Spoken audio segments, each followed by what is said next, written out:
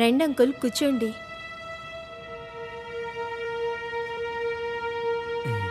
మీకు తాగడానికి టీయో కాఫీ? లేదు ఏం వద్దమ్మా, తాగడానికి ఒక గ్లాస్ నీళ్లు మాత్రం చాలు.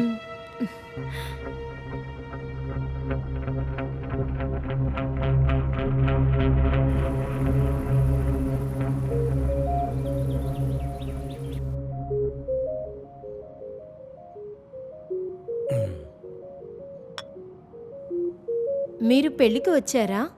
నాకు చూసినట్టు గుర్తే లేదు. లేదమ్మా, నీ పెళ్ళికి రాలేకపోయాను. అప్పుడు నేను బయట ఊర్లో ఉన్నాను. ఓ ఆ, లాలు పనికి వెళ్ళాడా ఏంటి? అవును అంకుల్, కావాలంటే ఫోన్ చేస్తాను. లేదు లేదు, రాని రాని, ఏం కంగారు లేదు. వాడు ఇప్పుడు కూడా ఆ రెసార్ట్లో మేనేజర్గానే కదా ఉన్నాడు. అవును అంకుల్. నేను నీ దగ్గర కొన్ని విషయాలు చెప్పాల్సి ఉందమ్మా. నేను ఇప్పుడు కాల్ చేసినా కూడా వాడు నా కాల్ అటెండ్ చేయట్లేదు. ఒకవేళ అటెండ్ చేసినా కూడా ఏదో ఒకటి చెప్పి నా కాల్ కట్ చేస్తున్నాడు. వాడు నా దగ్గర కాస్త డబ్బులు అప్పు తీసుకున్నాడు. రూపాయి 2 రూపాయలు కాదు, 80 లక్షల రూపాయలు. ఆ డబ్బులు వాడికిచ్చి నేను బాగా ఇరుక్కున్నానమ్మా. వాడి వల్ల నాకు పెద్ద సమస్య అయిపోయిందమ్మా. వాడి మీద ఎలాంటి తప్పు లేదో నాకు బాగా తెలుసు. వాడు ఇంతకుముందు ఒక ఐటీ ఫీల్డ్లో ఉండేవాడు కదా. వీడి ఫ్రెండ్స్ అంతా కలిసి ఒక అమెరికన్ ఐటీ కంపెనీ ఫ్రాంచైజ్ ఇక్కడ ప్రారంభించాలని వాళ్ళ ఐడియా. కంపెనీ వాడు పెట్టిన ఒకే ఒక డిమాండ్ ఏంటంటే ఎయిర్పోర్ట్ పక్కన ఒక 5,000 స్క్వేర్ ఫీట్లో సొంతంగా ఒక బిల్డింగ్ ఉండాలనేది. అందుకనే వాడికి సహాయం చేశాను. నాకొక షేర్ ఆఫర్ చేశారు వాళ్ళు. ఈ ముగ్గురు వెధవలు కలిసి వాళ్ళ షేర్ని 4వ వాడి దగ్గర ఇచ్చేశారు. వాడొక పెద్ద ఫ్రాడు. డబ్బులు తీసుకుని వాడు పారిపోయాడు. ఇప్పుడు ఈ ముగ్గురు రోడ్డు మీదకి వచ్చేశారు.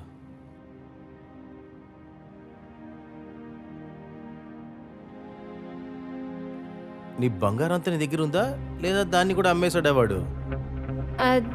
అదంతా నా దగ్గర ఉంది. అయితే మంచిదే. తెలుసు కదా, ఎటువంటి బాధ్యత లేనివాడు వాడు. ఎందుకు ఇంత అందమైన అమ్మాయిని పెళ్లి చేసుకున్నాడు, కానీ తనను కూడా సరిగ్గా చూసుకోలేకపోతున్నాడు.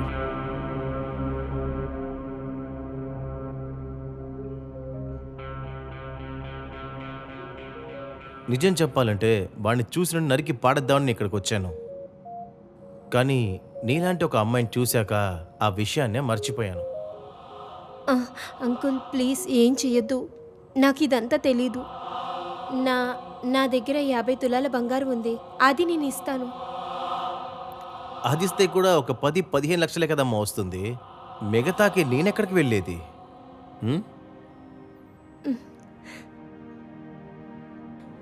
ఇది ఇవ్వడానికే మా ఇంట్లో వాళ్ళు చాలా కష్టపడ్డారు.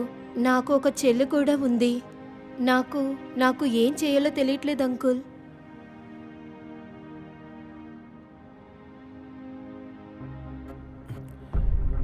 వీడి కోసం నీ దగ్గర ఉన్న బంగారం అంతా అమ్మేశావు అనుకో. రేపటి రోజున నీకంటూ ఒక అవసరం వస్తే ఏం చేస్తావు నువ్వు? ఇప్పటికైతే దాని గురించి నువ్వు ఆలోచించొద్దు. అయినా కొన్ని తలరా తలుచుకుంటేనే ఇలాంటి ఒక చేత కాని వాడి దగ్గర ఇరుక్కున్నావు కదమ్మా నువ్వు. నువ్వు భయపడొద్దు.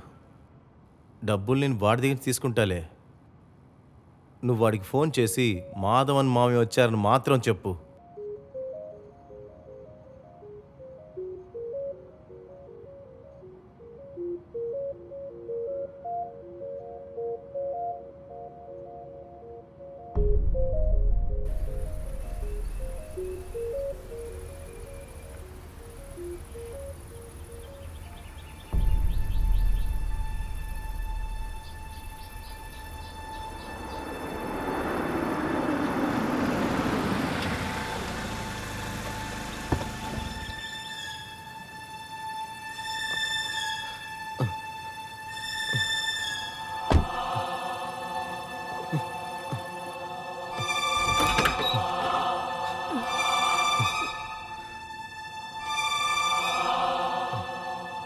వచ్చేసావా నువ్వు? ఆ తలుపు కాస్త ముయ్యరా. ఆ తలుపులు ముయ్యమన్నా. ఏంటో చూస్తున్నావు? డోర్ మీరా చెత్త నా కొటక్క.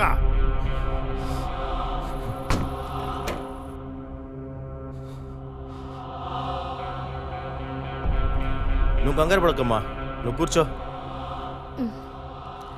నీకు స్పెషల్గా చెప్పాలా? మూసుకుని కూర్చోరా.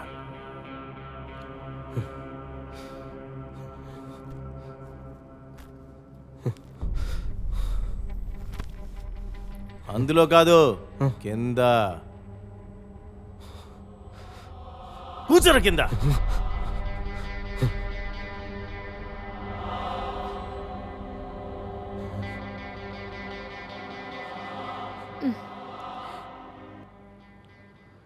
రేయ్, బాగున్నావా? నోట్ తీసి చెప్పరా, నోట్లే ఉంది. ఉంది. ఏంట్రా, నా డబ్బులు ఏమైనాయి? మాధవన్నా, నాకు కొంచెం టైం కావాలి. ఎందుకురా ఫోన్ చేస్తే ఫోన్ అటెండ్ చేయట్లేదు? అన్న అదే భయపడ్డాను, నన్ను క్షమించండి అన్న.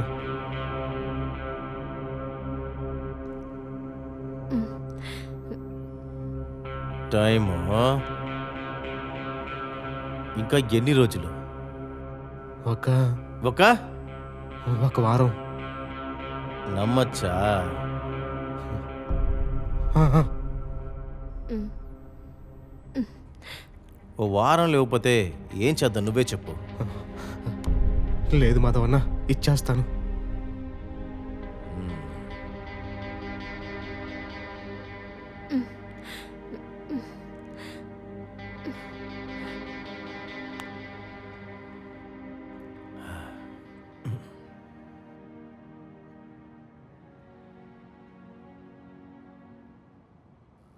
మా నువ్వు కొంచెం లేగమ్మా, నాతో పట్టురా. నీ దగ్గర ఒక విషయం చెప్పాలి.